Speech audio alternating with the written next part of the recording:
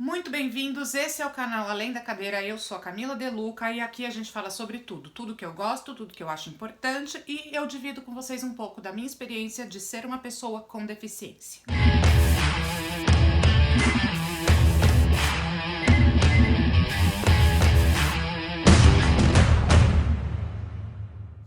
Hoje a gente vai conversar sobre corpo. A gente vive numa sociedade que impõe um monte de padrão pra gente se encaixar, né? E ser mais aceito nessa sociedade. E um desses padrões, o mais perverso, eu acho, é o padrão de corpo ideal. É perverso principalmente com as mulheres. Só que quando a gente fala sobre padrão de corpo, a gente discute muito a questão relacionada ao peso. Então nós temos discussões bastante fortes hoje em dia a respeito de gordofobia, a respeito de doenças psiquiátricas causadas por essa preocupação excessiva com o nosso peso, como anorexia, bulimia. Só que mais uma vez, como sempre, corpos com deficiência são excluídos desse debate. Os corpos com deficiência, eles não são só considerados feios esteticamente, eles são considerados anomalias, deformidades. Eu sugiro para vocês, se vocês ainda não assistiram, dois filmes, O Homem-Elefante e Corcunda de Notre Dame. Eles retratam de uma maneira bastante forte essa narrativa do quanto uma pessoa com uma deficiência física estampada no corpo, no rosto, pode ser cruel para a vida dessa pessoa. Claro que a gente não vive mais numa sociedade como aquela que retratam esses dois filmes que são muito antigos, mas a gente ainda caminha muito lentamente em busca de normalizar os corpos com deficiência. Uma coisa importante que eu gostaria de falar a respeito disso é que as nossas deficiências físicas, quando estão estampadas no nosso corpo, elas não quase nunca dá para mudar, quase nunca dá para fazer alguma coisa a respeito daquela fisionomia nossa.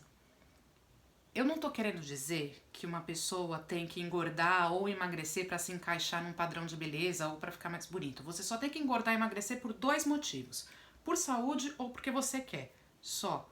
Só que as pessoas com deficiência, elas não têm a opção de mudar isso, nem que elas queiram.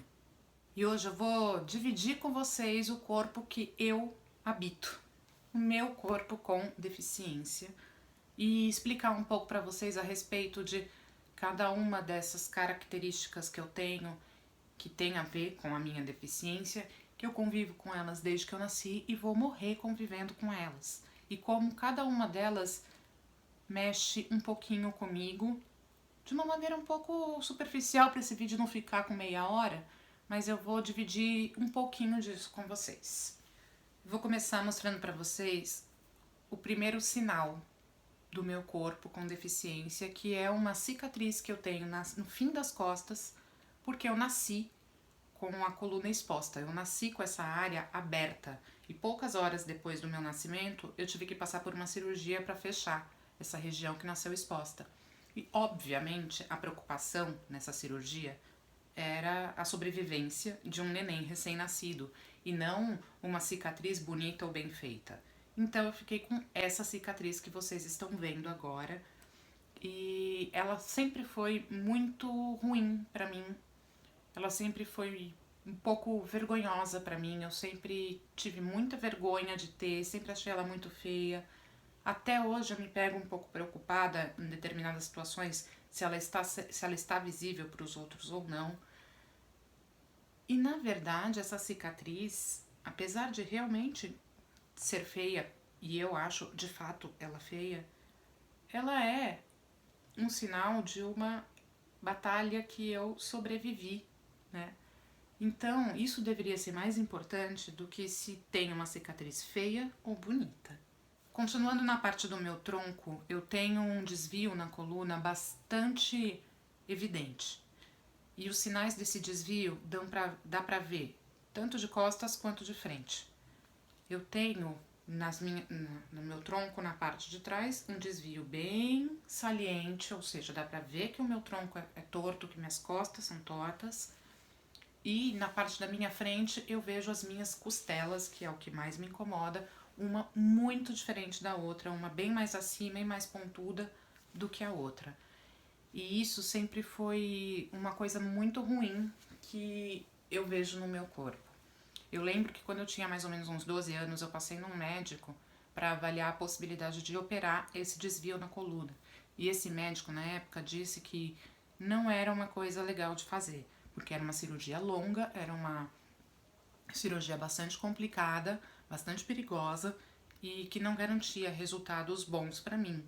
E eu lembro que dentro da minha cabecinha, a minha maior frustração em não fazer essa cirurgia não foi pelo meu bem-estar, não foi por preocupação dessa escoliose piorar no futuro, não foi por causa de dores, não foi por causa de nada, foi porque eu não poderia usar blusa com a barriga aparecendo, porque eu achava que essa costela torta que eu tenho era muito feia e eu nunca ia conseguir usar uma blusa que eu mostrasse isso para os outros. Por fim, a gente vai chegar nas minhas pernas e nos meus pés. Eu não tenho coxas finas, a minha atrofia muscular da perna é mais evidente do joelho para baixo, mas eu tenho 2 cicatrizes bem grandes em cada coxa de uma cirurgia que não deu certo quando eu fiz quando eu era pequena. Não que não deu certo, ela deu certo, mas ela voltou, ela regrediu com o crescimento do meu corpo. Eu fiz uma cirurgia para esticar tendões tanto do quadril quanto da parte do joelho, da dobra do joelho, né, da coxa para a parte de baixo da perna. E deu certo por uns anos, mas com o crescimento esses tendões voltaram a atrofiar.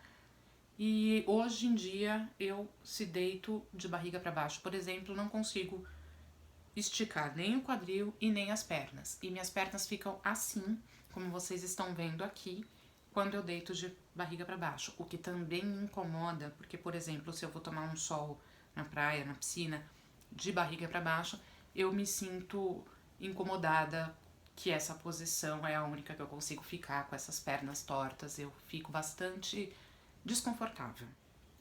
Por fim, a parte de baixo das minhas pernas é bem fina e os meus pés são bastante tortos. E os meus pés são o que dá mais vergonha nessa região das pernas para mim. Eu, por exemplo, não uso sapatos abertos por causa do formato do meu pé. A parte da perna atrofiada, fina, não me dá uma vergonha. Eu não deixo de usar vestido nem saia por causa disso.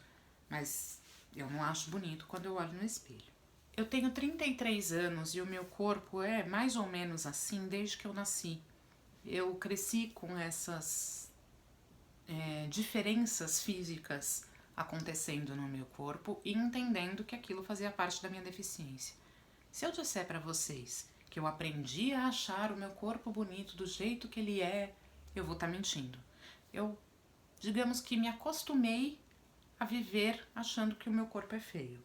Isso não me deixa deprimida, não me deixa incomodada, mas sim, eu tenho problemas de autoestima e eu atribuo alguns deles a crescer dentro de um corpo que eu nunca achei bonito. A me considerar uma menina, principalmente na época da adolescência, muito menos atraente por causa desse corpo esquisito. E eu me tornei uma adulta com uma autoestima bem baixa, não só por isso, mas também por causa disso.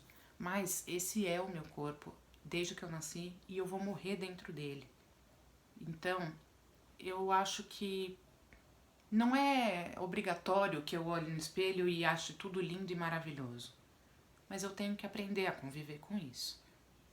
E esse vídeo é parte deste aprendizado, dessa aceitação. E se vocês quiserem mais alguns vídeos sobre autoestima, sobre beleza, nesse sentido, não maquiagem, cuidados com a pele, papos a respeito de estética e de autoestima, pede aqui nos comentários, sugere lá no Instagram, @além da cadeira. Um beijo pra vocês, tchau!